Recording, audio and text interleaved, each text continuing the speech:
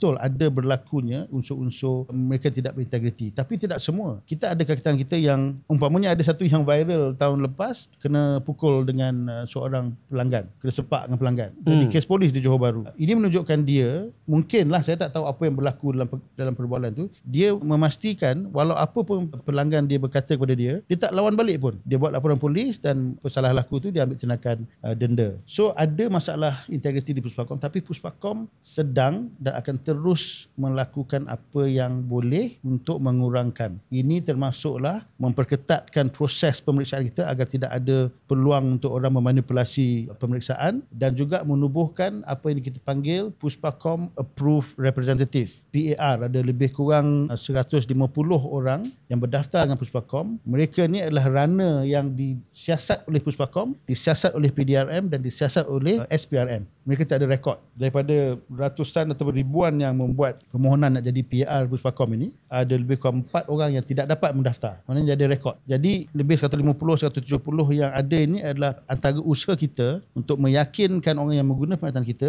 boleh guna mereka ini.